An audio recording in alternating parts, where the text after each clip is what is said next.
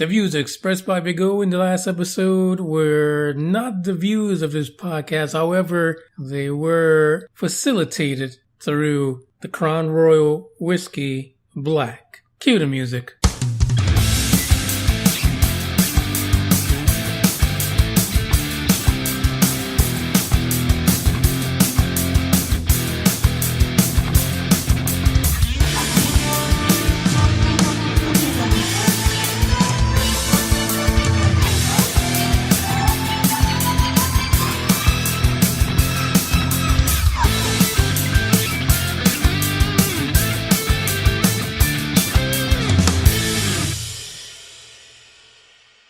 Hey, this is Manny Moonraker, and this is episode number 54 of the UFO Report.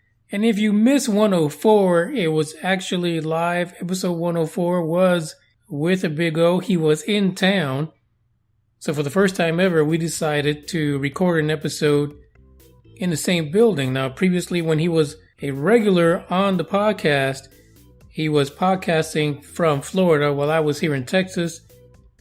But 104, we were in the same room, and you could just imagine how that went. But it was live. It was facilitated through the use of whiskey, of course, Crown Royal Black.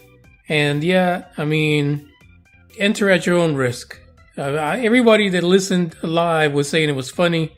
You're not going to hear the usual interaction between us because of what was happening, but you know what? Take us as we are. We still talked about UFO stuff, and we got into some interactions with Billy, who was on the Spreaker box at the time. And you know what? Perfect time to just work this in there. If we're live, and you don't want to call in, which you couldn't on Sunday because we had Skype problems. But if you want to call in when we're live, you can go directly into Spreaker app, or the Spreaker website, and you can actually interact with us live through the little IM chat box thingy. It's kind of like a group chat thing. But it happens live, and we can answer and talk back and forth with you during the podcast. And like I said, if you listen to 104, you kind of hear how that played out this past Sunday. Okay, enough banter, folks, because I think you've already seen what the title says. And this next UFO report, this story, actually started a bit of a war on UBR troop seekers between two of our members. And you know what? Listen, I just got to say this. There is no way that we all agree on what ufology is about, what ET is, what the UFO situation is about. But we have to agree to be respectful of our fellow listeners to the podcast. We are all armchair researchers when it comes to UFOs. And you know what? We bring different perspectives. And all I can say is respect, R-E-S-P-E-C-T, your fellow UBR busterheads, truth seekers' opinions. So the issue that started a lot of the craziness was the article about Mr. Santilli actually putting out a still of what he claims to be is the real alien autopsy from Roswell back in 1947. Of course, we know that the video that's very popular that Ray Santilli was a producer of was actually a 1995 film, which pretty much has been accepted as a hoax, not a real deal. Over the last few days, since he released a still of a grainier looking picture, which he says is the actual still image from the real video from 1947, which he claims that the 1995 video that was produced is actually based on that 1947 video. Unfortunately for Ray Santilli, this is not going over very well with the individual who directed the film, Spyros Melaris. Spyros apparently has been in touch with the Express UK, and for that matter, it seems that everyone goes to the Express UK to give exclusive interviews. So this is, this is why. This is why we continue to get stories to the Express UK, because everyone that's involved in ufology, for some reason, that's where they end up. So anyway, Spyros decided to go to Express UK and make a claim. He claimed, number one, that image that Santilli sent to Express UK was not based on a real 1947 film. In addition to that, he says that unlike what Ray Santilli was stating, that the 1995 alien autopsy film was not, let me just repeat that again, was not based on any original film. He actually said that he was willing to take a lie detector test to prove once and for all that the film released in 1995 was entirely and purely a hoax and not based on any other material except for what was put before him to film. And he goes as far as saying that no genuine footage ever existed at the time that the 1995 film was created. And it's really getting heated because these guys are going back and forth through the Express UK. As a matter of fact, Spyros even said that he would gladly take a lie detector test alongside Ray Santilli just to prove that what he's saying is real and what Ray Santilli is saying is not. But this does not go without any other challenges from people in ufology, because Scott Brando, and you know him from UFOinterest.org, actually decided to take a look at that new still image provided by Ray Santilli, and he went as far as comparing it to the 1995 hoax film. Turns out that he actually found a scene in the 1995 film that matches exactly with the still image that Ray Santilli gave Express UK. This whole story is right now going across two different articles. However, they are both linked within the description below. Check them out. In the second article, you will see the side-by-side comparison that Scott Brando did with the new still image provided by Ray Santilli and the image from the 1995 hoax video, in which Scott Brando says this is the exact same place in the video that there's a still image from provided by Ray Santilli. However, there appears to be a lot of special effects being applied to the new image that allegedly comes from 1947 in order to make it look like an old, worn film. And not to be outdone, Alejandro Rojas from Open Minds TV, Open Minds Radio also jumped in the Scott Brando coattails and said that from what he saw that Scott Brando provided and what Ray Santilli provided, it really does look like Scott Brando has hit it right on the money. This new image, it's coming right from that 1995 hoax video.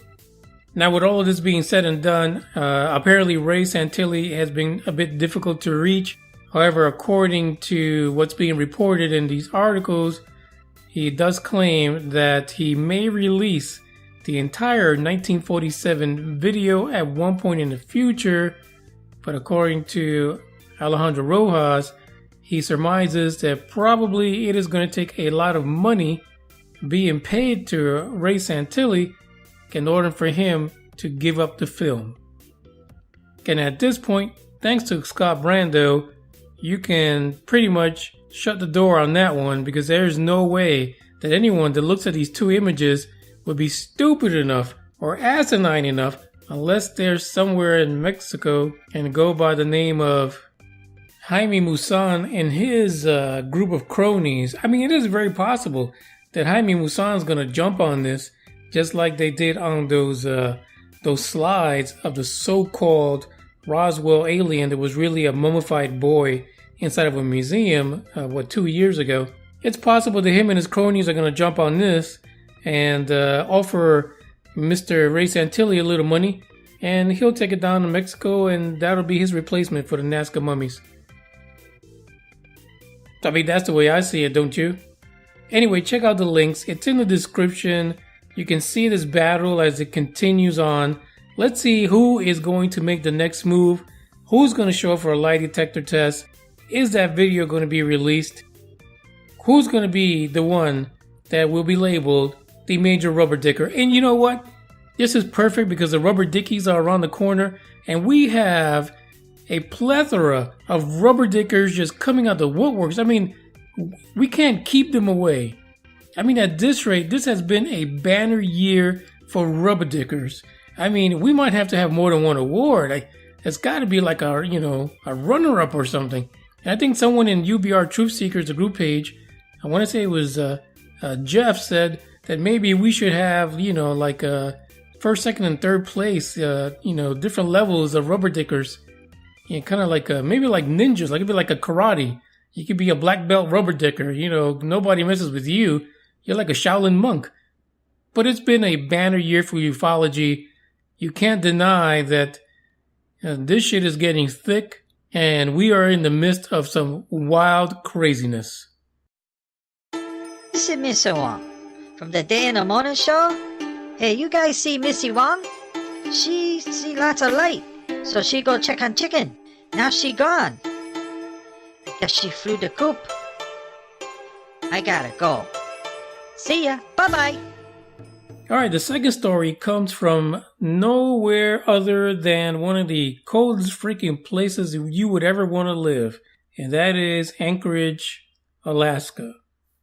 The title for this report is, "Have you seen something in the sky you can't explain?" And this Alaska UFO researcher wants to hear about it. And it's almost like that one individual report about last month in Australia. We have Addison Wright, who is a UFO researcher in Fairbanks, Alaska. And apparently there was an incident back in the day in her family history which prompted her to do some research into UFOs in Alaska. And it's a pretty cool story, so let me just read the story because it's almost like out of a movie. According to the story, a family member at about 12 years of age, driving home one night with his aunt, uncle, and brothers, came across a UFO. As they were driving, he reports seeing 3 metallic saucers in the sky following their car. His aunt was scared and apparently she floored it. She gunned it home and crashed right through the gate, which was newly built. They ran inside, grabbed a shotgun, and shot at the saucers. And apparently that was enough to make them go away. Addison Wright, when she heard this story, she thought it was 4.2 far out of this world. She pretty much thought that he was telling a story, made this up. There was no way that this person would have seen that at 12 years of age, and there was no way that their aunt did what she did and actually shot at 3 flying saucers. So being the intrepid individual she is and not really trusting of her family, and I'm just saying that, I don't know, she decided to try to disprove the story. She did some research. What ended up happening is that Addison actually ended up creating the Alaska UFO Research Database. She became a believer that UFOs are real.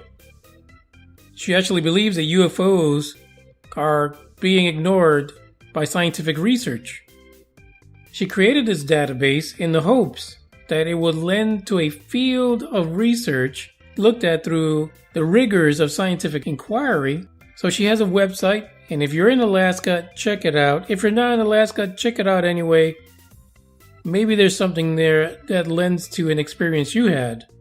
The website is the Distributed UFO Research Repository, and Addison Wright has been collecting cases, writing papers, and coming up with other projects in order to expand the knowledge that she's been gathering regarding UFOs, trying to build some solid reporting out of this database. She has been taken so much by what she's been finding.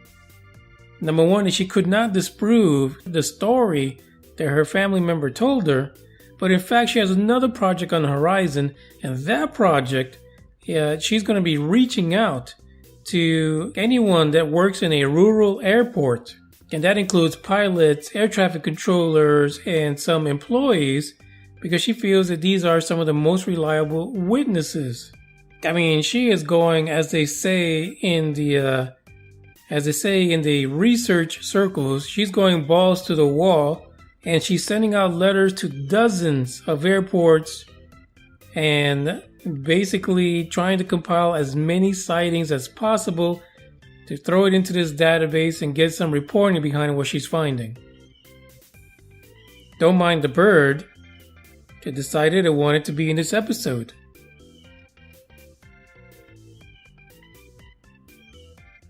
I'm not sure what he's trying to say right now. Well, there you go. Another individual who comes across a story from a family member, decides that this is a bunch of malarkey. She goes out, does some research, gets hooked because she can't let this go. And instead, what she finds is that there is a gap in how these are being studied, and that in many ways people are not being taken seriously. So another one bites the dust. She's got the bug. She's a ufologist. Anyone looking to harass a ufologist or UFO researcher, she's in Fairbanks. But anyone who's interested, again, it is the Distributed UFO Research Repository. I'm going to check it out after this podcast and see if I can get some info from it for the next UFO report. And if you haven't done so already, visit UFO Buster Radio Facebook page, Manny Moonraker Facebook page, the group that recently went through a bit of fire, some heated discussion, UBR Truth Seekers Facebook group. And last but not least, Twitter and Instagram. I'm there for you. This is Manny Moonraker. This particular report has come to an end. But it doesn't have to end there for all of us. Because if you share, follow, like, if you get the word out, the show will continue to grow and flourish into what it could really be one day. I'm not sure what that is, but I'll be here, and hopefully you will be too. Peace out.